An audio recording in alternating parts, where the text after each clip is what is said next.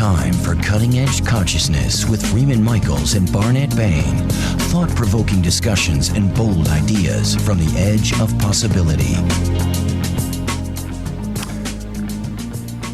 Good moment, everyone. This is Barnet Bain, and I'm here today with Sandy Stewart. With Sandy Stewart. And before we get started, let's remind you all that this program is made possible with the support from the very good people at Insight Events USA and Hierophant Publishing. And these are vendors and suppliers and generators and manifestors of books and events I know that are of interest to this audience. And so good moment. It's good to be with you all. Mm-hmm. How are you today, San? I'm good. I'm actually really good today. I'm glad. You seem very good in the car driving over. Yeah, I'm loving you today. We didn't have any arguments on the way over. Not even one, because we have a good boundary, I think. Well, we practiced, right? We practiced the other night. We have this super boundary, yeah.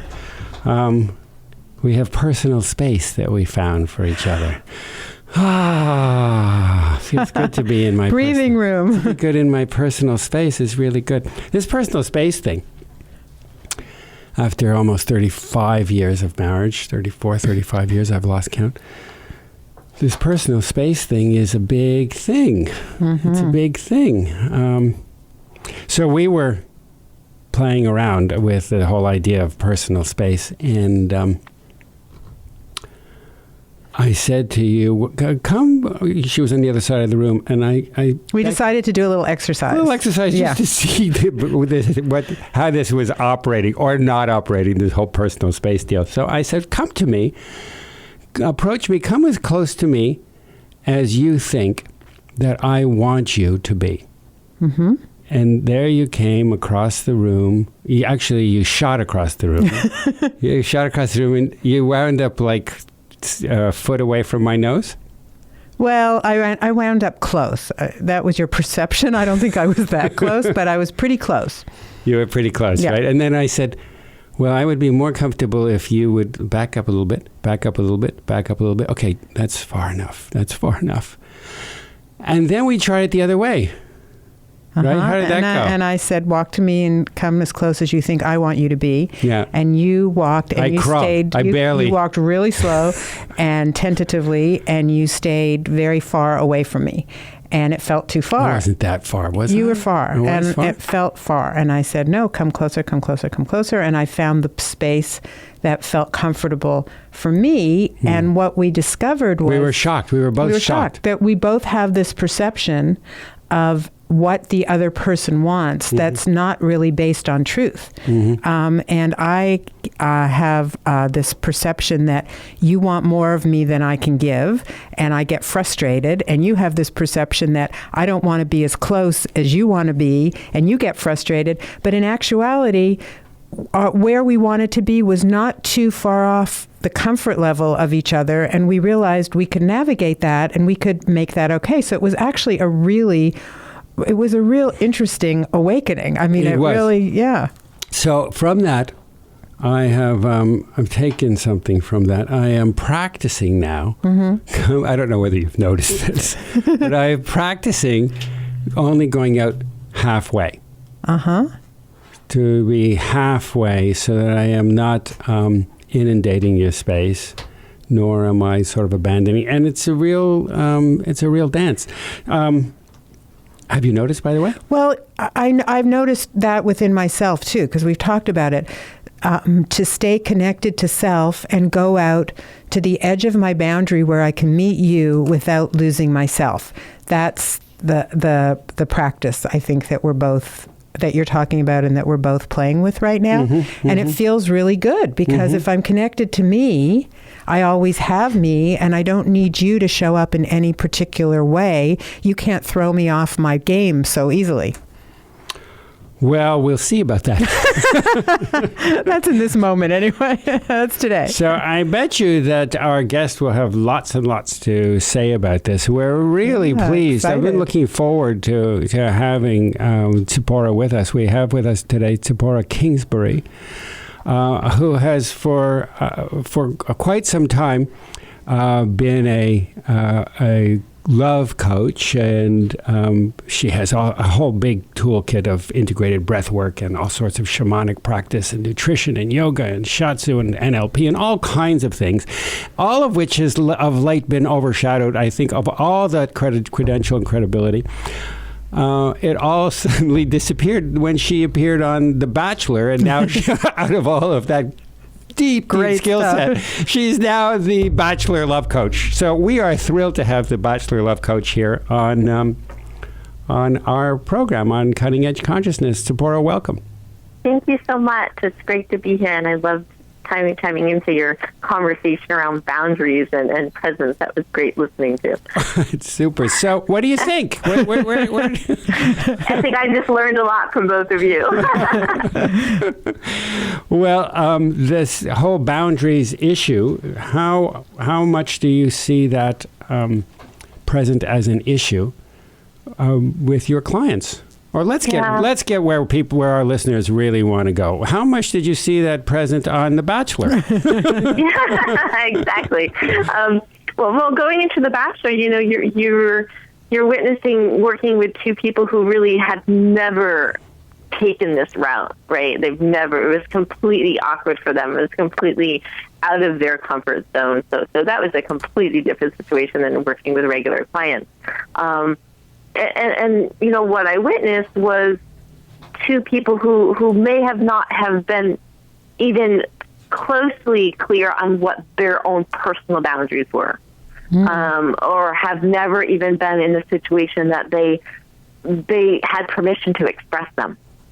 Mm-hmm. And I think that's common for a lot of people in the world. It's like, it's not everyday thing that we're able to go into any situation, and like how you just beautifully expressed the exercise that the two of you went through, to actually talk about our boundaries and what we feel and what's right for us without it being taken personally. So people hold that back. People aren't giving that skill. Mm-hmm. Yeah, that's a really good point, taking it personally. I find that for most of my my relationship life with Barnet, I really didn't have a clear boundary. That's something new that I'm just exploring. And without that clear boundary, everything that's going on with him turns out to be about me. I take it all personally. Whereas when my boundary is up, I can feel his part of it and I can feel my response or reaction, but they're not one and the same. That makes sense? It does make sense, and it is interesting when we cross our own boundaries, right? Because we don't even know them, and that we start to. All of our needs are coming from that other person, right? It's like they need to do all this stuff for us to feel safe, or for us to feel a certain way. Whereas truly, why we're not feeling that certain way is, like you just said, is because we weren't clear with our own boundaries, and we actually overstepped them. So we're the ones that are making ourselves feel unsafe or unloved or whatever it might be for somebody. So wise. Yes, I mean, we're not aware of our boundary, and so we self-abandon ourselves every time. Self-abandon ourselves, is that a... but it makes, I know, it's a double something. It's a double. But yes, we self-abandon ourselves-selving. Whatever we're doing, we lose ourselves and then make it about the other person.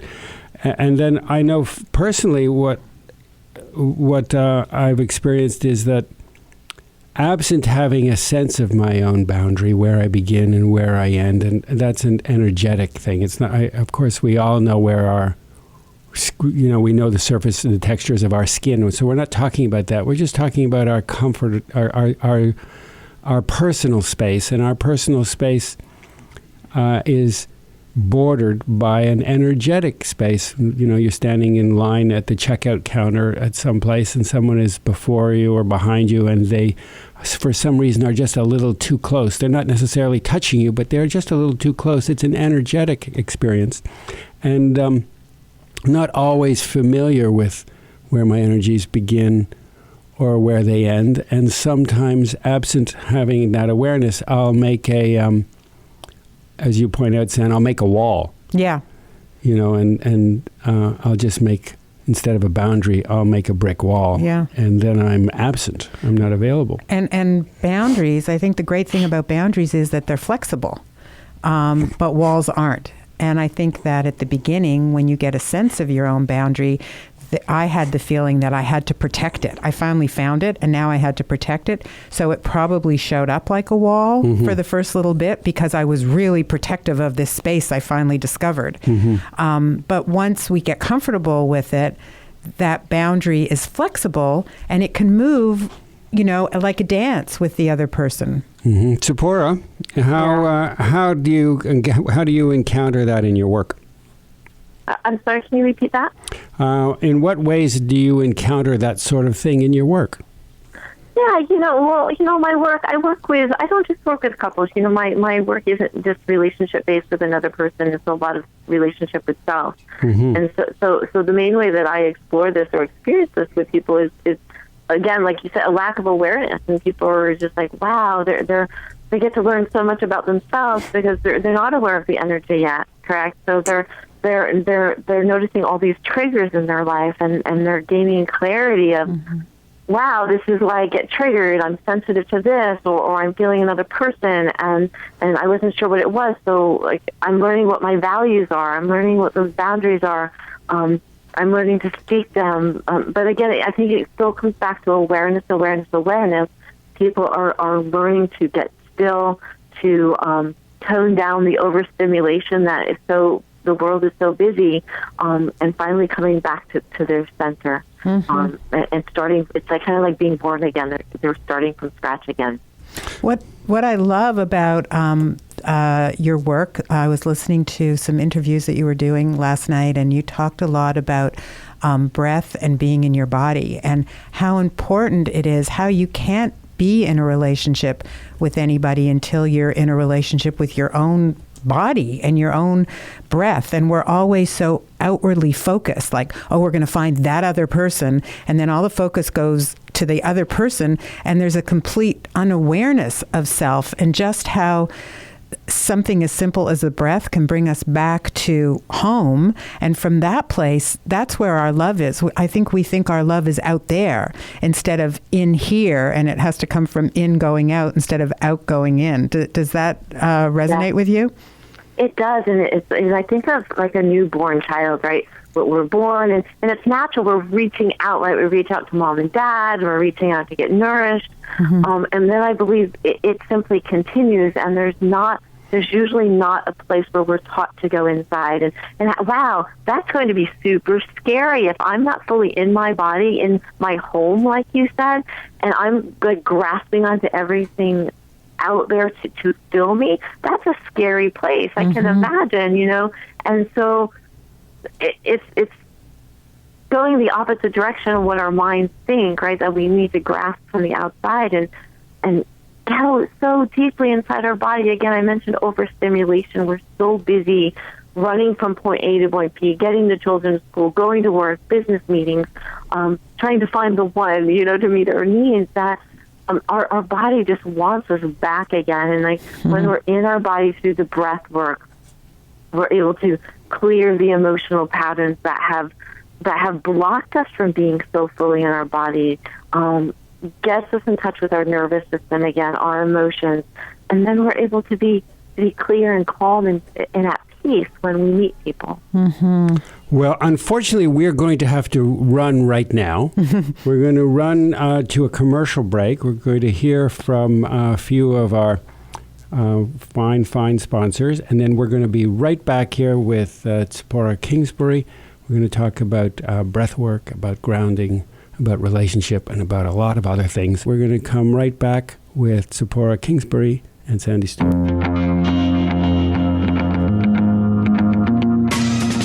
Welcome back to Cutting Edge Consciousness, thought-provoking discussions and bold ideas from the edge of possibility. We're back. So we're here with Tziporah Kingsbury. Before the break, we paused to take a breath, and now we're back to talk a little bit about breath. You began to say, Tziporah, that some of the benefits of breathwork, that it allows you to ground and to return to the body. And I just want to invite you to go back to that and do a little recap and maybe unpack it a little more. Yeah.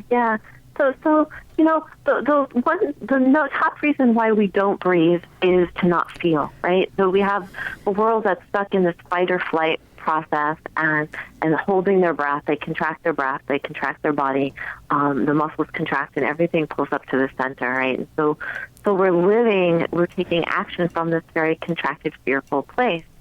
And so when we start to, the breath work I use is integrative breath work, and it's a processing tool, but when we start to open up the breath and use the breath in this way, we're able to start to loosen up that fight or flight, that unsafe feeling, that place of survival. We're able to start to loosen up the muscles, start to move the energy again in the body, and start to create this intimate relationship, I call it, again, with our breath and with our body, because obviously the more we breathe, the more we're going to feel. And most people are using about 1/3 of their respiratory system because they are in the survival mode. And that's why breath is so profound in grounding and bringing us back into our bodies, and bringing us back into, I want to say, right relationship, I call it, with our body and our emotions. Because now we're in a place that we can communicate with our body and our feelings versus, you talked about barriers in the wall, because that's what holding our breath does, right? It puts up that wall. And that's why it's so profound when it comes to relationship, because that's where it starts, right? Now we can have this clear communication, connection, feeling, a soothed nervous system, a clear mind with our body and our emotions. And why do you think that we're so afraid to feel? Why do you think, I mean, it seems like it's the first thing we do when we come into this world. It's the most natural thing, and then it becomes the most unnatural thing. Yeah. Look, a couple thoughts on that is, it is the first thing that happens when we come into this world, but for most people it's also the scariest thing, because the umbilical cord is cut so quick. And most of us, our first breath was a fight for the breath. It was, at first, I'm like, oh, how do I breathe? And then it just started happening.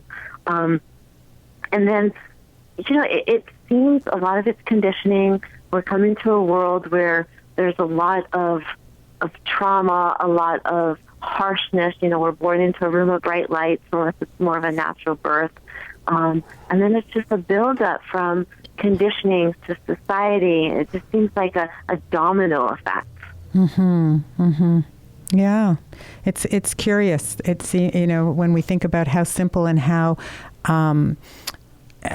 available the breath is, that we don't use it. But once we become conscious and start breathing, my experience is you can't stop. I mean, I've got to take a few deep breaths really every few minutes, it feels like, just in order to be present and be back in. But one thing I want to ask you, Barnet and I, as we said, have been in relationship for 35 years, and we're very serious about our relationship. We talk about it a lot. We process a lot, which is the good news. We do play a lot. Well, it's the good news and the bad news. I would like to play more, really. I think we play, but I think we can get pretty heady. We have to invite Tziporah over. That's right, to play. But, like even how you opened about that exercise we did, that's just like a fun night at the Baines on Saturday night. That's not like, it's interesting, but it was illuminating. You didn't say what you were wearing. No. So I want to hear from the pro. How do we bring more fun into our relationship? I want to hear more about play. I don't think you refer on radio to a love coach as a pro. Why not? But we'll skate right by that, and the question stands. Okay, but I really do want to know, because I take my relationship very seriously, and it's a great relationship, and it works. But Yeah. What do you think? Well, I totally get it. I can get into the same pattern, and it's interesting, because what I find, people who are skilled, right? They're experienced teachers. Relationship is a spiritual practice for us, right? It is very serious. It is the process, the heart-centered communication. And what I found for my clients, but also for me personally, is it takes, again, coming back to knowing myself and knowing, you know what, I need to stop. It's time to play, because it's just taking over. Because process can take over, and it can become very unhealthy. And so I would suggest scheduling. I know my partner and I, we have a date night once a week, and it's during that time. It's like an agreement. There's no process. It's really about play. It's either taking ourselves out of our comfort zones, going someplace out and having fun. If I'm noticing I'm really caught up in the seriousness of it, I will actually ask him to kind of take charge and let's just play and just shut me off, kind of thing. I'll ask him to do that, or vice versa. So it's kind of like an agreement that we're creating for a certain amount of time. And sometimes that's all that's needed, is just being mindful of it, creating that agreement, and actually setting it in the calendar that this is the time that we're just going to play. Play is so needed. And I know if I get caught up in an emotional process and conversation, my partner cracks jokes. and it's good medicine. It reminds me sometimes not to be so serious, and to reminds me of our love and the lightness that brought us together. Yes, I love that, because actually I fell in love with you, Barnett, because of your sense of humor. I mean, that's what attracted me to you. You were hysterical, and then you're still very funny, but we get much more serious. And what I love about what you just said, Tziporah, is in the past when I've heard other people talk about date night, what happens to me is I kind of close down, because I think, oh no, that means I have to have sex that night, and what if I'm not in the mood? You know, like I hear it as a call to action, and I don't think I'm really good at like putting sex in the calendar. Now, is that a good idea to put sex in the calendar? Because what you just said about play night, that kept me open. I felt open in my body. Nothing closed down. That felt more like, oh yeah, let's go like take a walk on the bluffs and watch the sunset or something, which might ultimately lead to sex, organically. But what about the planned sex? What do you think about that? Yeah, it's going to be different for different people. For us women, we tend to like to flow more, right? And so what I would put out there is like, there's a night, there's a date night, there's a night that we know that it's our time to connect. That might mean intimately, it might mean sexually, but there's no like have to, right? Because I might feel it, I might not, or my partner might feel it, he might not. So I would have it in our awareness that, wow, this is a night that we know we can sexually connect, but not have it to be a have to. Because I agree, if something becomes a have to, we'll shut off, right? There's like, wow, we need to be more about the heart, more about the in the moment, naturally what we feel.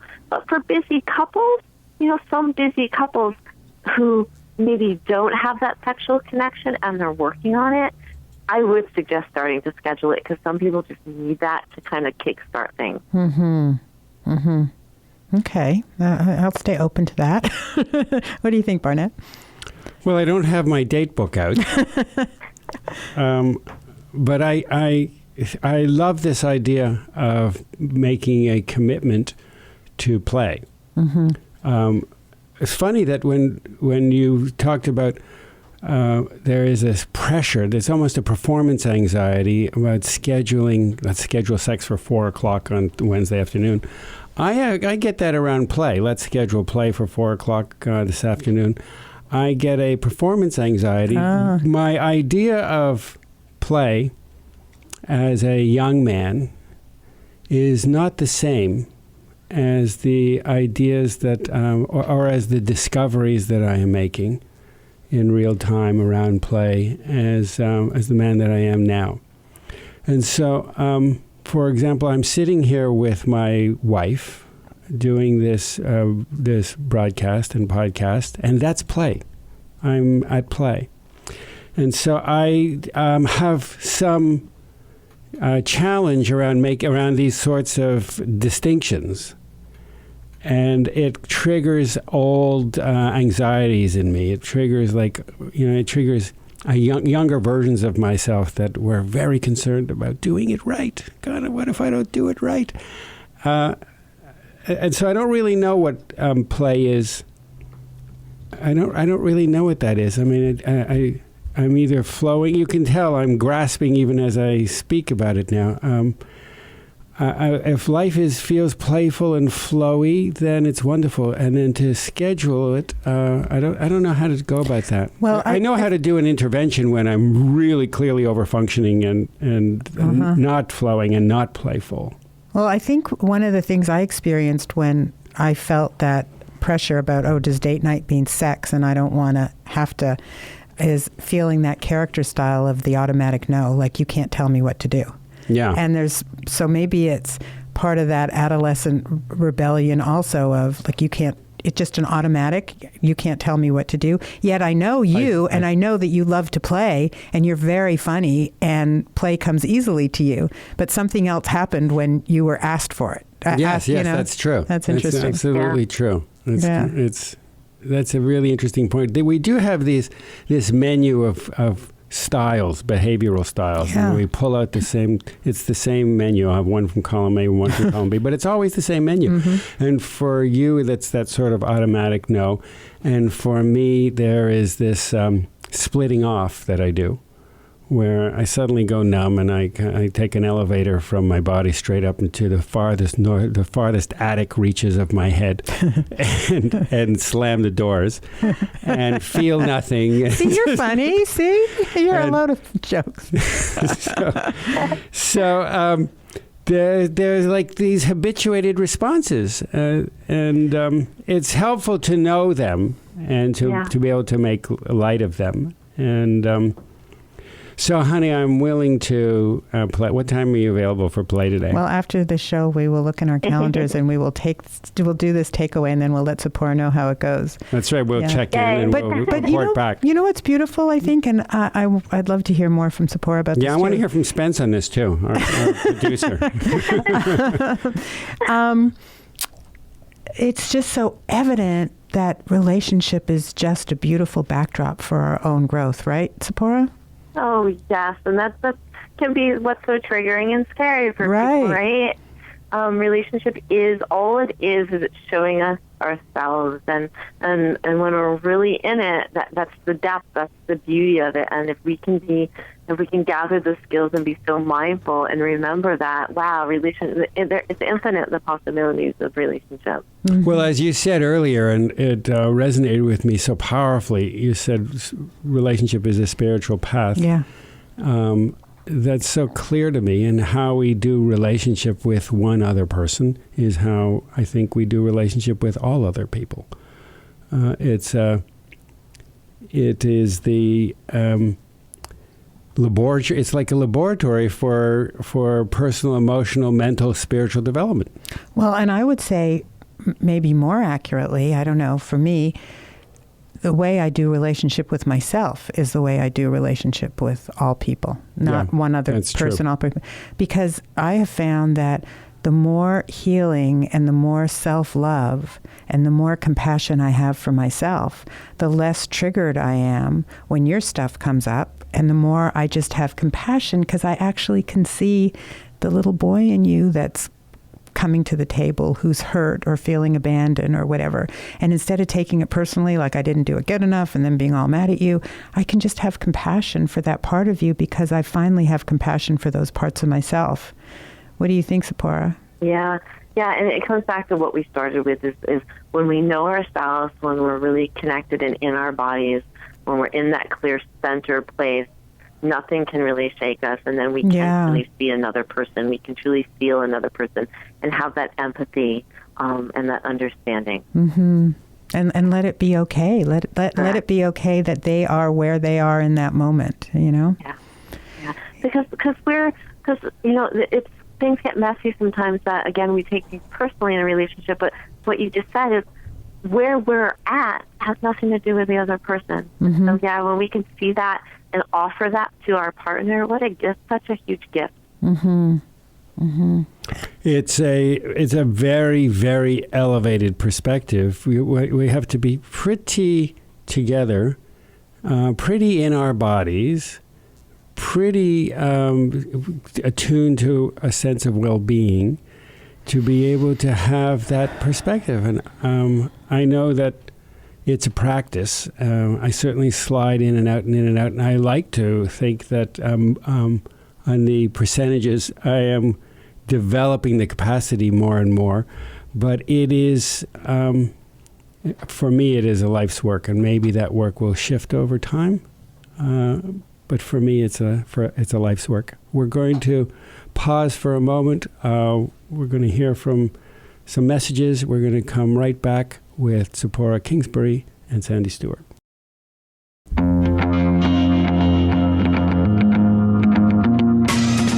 Welcome back to Cutting Edge Consciousness, thought-provoking discussions and bold ideas from the edge of possibility.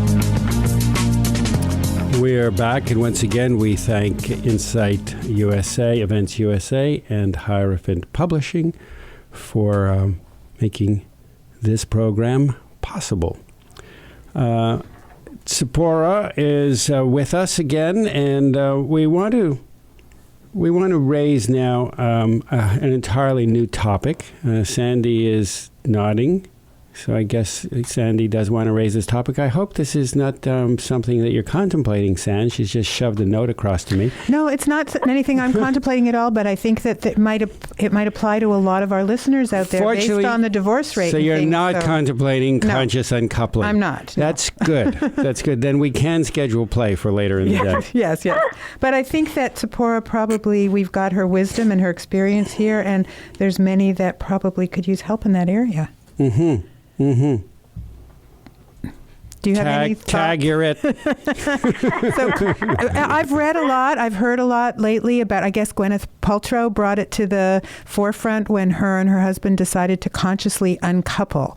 And do you have any advice or thoughts about that for those that are, not all of us end up with the same person for a lifetime. So most of us don't. What do you think? Mm-hmm.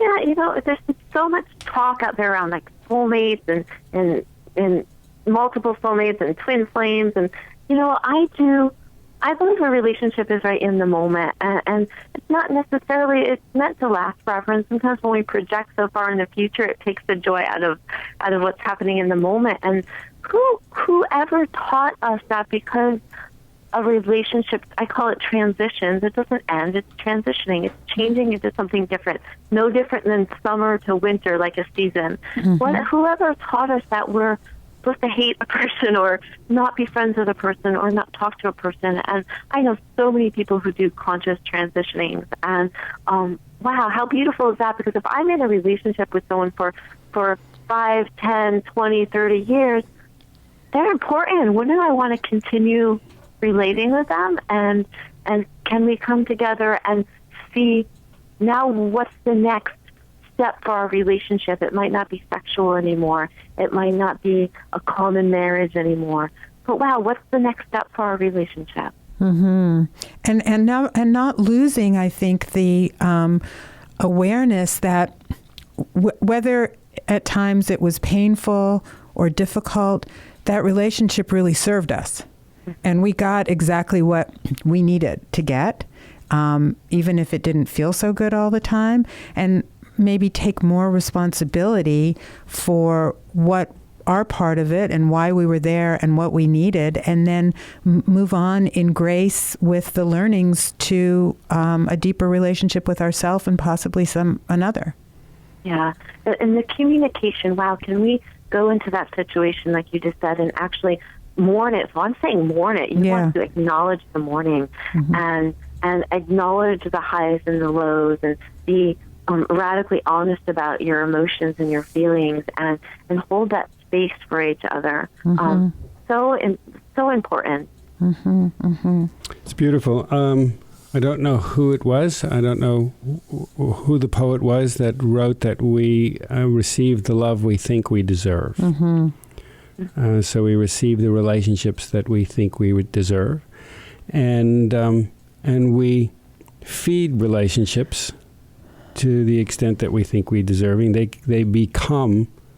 can only become as expansive and as intimate and as deep and as dimensional as our own capacities, as we're willing to be, as we're willing to be, and that's and able, I guess, and able, and willing and able to be. So, again, they're all shades of deservability. 50 Shades of Deservability. Did you see it, by the way? We haven't seen it. Not deservability, Gray. I have not seen it. I read a lot about it because I was just researching it, and I have lots of friends who saw it. So I don't think I'll actually see it. Yeah, I don't think we will either. I'm not really drawn to it at all. But it doesn't. I don't think that it has much to do with a relationship, but it has much to do with a certain kind of fetishizing of relationship. Yeah. And I'm interested in it from that point of view, but not sufficiently interested that I want to commit 90 minutes of my life. That's not our fun night, huh? My perspective on it, I'll just throw this in, is it's not even representing fetish. The movie, from what I've read with the book, is it's talking about two people who are very emotionally unstable, and someone wanting to manipulate someone to feel good. And that's my take from it. It's not about intimacy. It's not necessarily about even healthy desires. It's really about an emotional kind of manipulation and a power play between people. So I agree. It's my time to be used elsewhere. Yeah. We're going to have to find we have to find the anecdote, right? Like we should be putting out different messages. The antidote. Antidote, yes. Well, there's lots of confusion about relationship. There's lots of confusion about control and victimhood and those kinds of codependent relationships. They are confused with love. I have become recently hooked on country music. And there are different kinds of country music. The low bar on country music is often about, lyrically, is often about these incredibly dysfunctional relationships, and they are paraded out as noble and virtuous examples of self-abandoning love, or that's not to. I'm not for 1 second suggesting that is what country music is, because there's just so much that is so beautiful and so wonderful. And even in these songs about I'm worthless because my dog left me, or my girlfriend left me, or with a pickup, even those songs are powerful because they bring into such clear focus the kinds of beliefs and structures that we have that are not serving us, that we hold around ideas of love, certain kinds of ideas of love that doesn't work, and that I'm undeserving, and that there is inside of that constellation of conditioning and beliefs, and there's really no possibility for a healthy, loving, intimate relationship. Mm-hmm. Your thoughts? Yeah. Well, yeah, and again, it keeps coming back to do the work on ourselves, and because I always see like this mommy-daddy syndrome, and the emotions that were created in our youth, and the dysfunction, and then people don't work on it or do the stuff to clear or face it, and then they take that obviously into their relationship, and that's what we're seeing a lot, and like you're seeing it in country music. It seems to unfortunately developed a real commonality of that's how we function, that's how we relate, and that's why I'm excited to, like you two, be here to share with people there's another way to relate that's so much more fulfilling. Mm-hmm. Okay. Tziporah, can you talk a little bit about love and passion?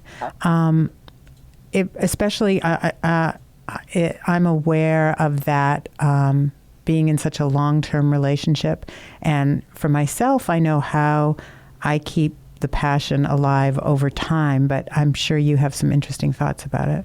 Yeah. Well, there's different ways, to me, in order to keep passion alive, like I need to be doing what I'm passionate about in every moment, and not again project it onto my partner. he's responsible, or we're responsible together to ignite this passion. But if I'm living a life that everything that I'm doing, I'm so excited about, I'm living my purpose, I'm doing what I love to do, whether that's dance, whether that's yoga, whether that's getting in nature, whether the things that make me laugh and spark me, then when I come back at night or when I come back to see my partner, I'm already going to have this immense amount of passion and aliveness that's going to naturally trickle over into our lovemaking or our connection and our conversations. Yeah. However, when we're in relationships and we don't do that and everything becomes about the partner, that's when we start to think, oh my God, we got to learn this technique to be more passionate, because we're draining this relationship because we're depending so much on the other person. So that's my perspective on the passion and the love and the connection. It's going to happen when we're doing what juices us up.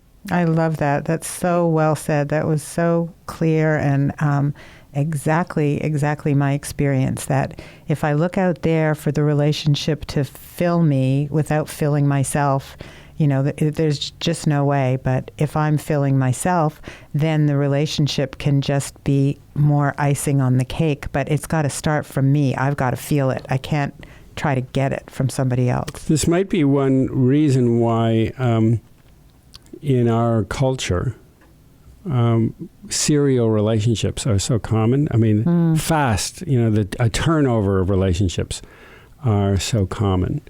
That might be one reason, because you exhaust the novelty in somebody else very quickly, and then it's back to you. It's back, exactly. The baton gets passed back to where it should have always stayed. And it's and if one is not prepared to explore what self-love is, then you look around to see who you can hand off it's either a baton or a hot potato to as soon as possible. Yeah. There's always the next. Maybe it'll be the next one that fulfills me. You fulfill me. You complete me. All of that kind of silly talk that passes for romance. Yeah. You complete me. So, Tziporah, do you feel completed? I'm sorry? Do you feel completed? I don't mean today on this program, because we do have a few minutes left. Okay. But I'm curious if there is anything particular that you would like to share with our listeners that we have not covered, any particular areas that you'd like to bend our conversation toward. I'm enjoying the conversation, and I just want to remind people again, it might sound so simple or even just tiring for people, but do the work. We're raised, what you just said, we're brought up in this society, and the conditioning and people, we've been taught what relationships supposed to look like, and now so many people have followed that like sheep and have been stuck in this box, and I feel that's what's creating all the disconnect. Is people are doing stuff that might be not natural because they think that's the way relationship is supposed to look, and like reaching out for the one or you complete me, that's just something that's been taught to people. And so maybe do something that's different and actually, again, turn inside of yourself to create something new. And it's so, it's sometimes funny if I go to a movie and there's a beautiful love, intimate sexual scene, and then I come home and I'm like turned on and I want to have sex myself, and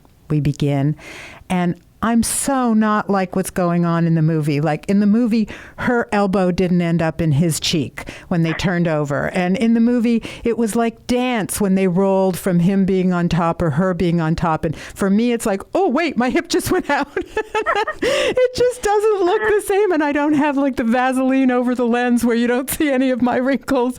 And I finally, like one day I realized, it's just not fair. Those images that is art. That's not life. And I want my life to look like art. And then I feel less than. And then I was able to embrace when my hip went out, and I could laugh in the middle of it. And okay, we're not quite Angelina and Brad, but we're pretty good doing this 35 years later. But those images, what we've been taught, what we hold as the bar of success is so unreal. Yeah. Yeah. It's funny. Yeah. Well, but dinosaur sex is very, very stimulating to me. What's dinosaur sex? What is dinosaur sex?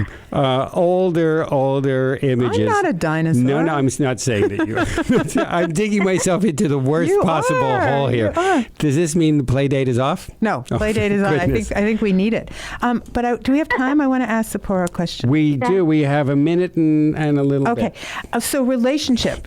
It's, as you say, you work in all areas, not just intimate relationships.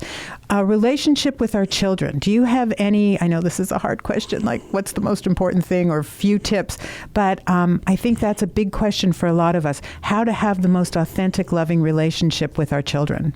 Yeah, I'll use a client as an example. I have a gentleman who we've been working with for a couple months, and I work a lot with heart-centered communication.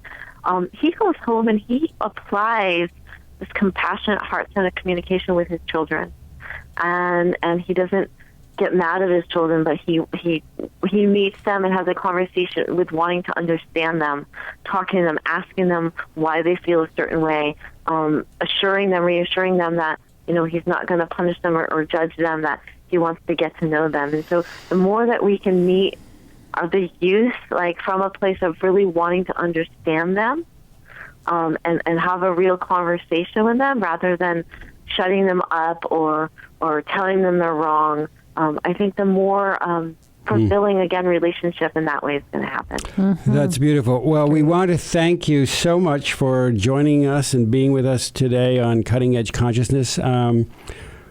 Before we wrap up this show, we do want our listeners to know where they can learn more about what you're up to, where you're doing, what you're doing, and what is next for you. And so where would you advise them to seek out? Best place to look is at my website, and that's tziporahintimacy.com. It's TZIPORAH intimacy.com, and they can find out everything I'm doing right there. Great. And for those of you who did not catch that spelling, you can find out where Tziporah is on our Cutting Edge Consciousness website. We'll have all that information. We thank you, Tziporah, for joining us today. Thank you. Thank you, listeners, for joining us today. We thank you, sponsors, for supporting us today. And we thank Spence for running the show again, as always. And we will all regroup, we hope, next time. Thank you so much. Thank you. Bye. Thank you.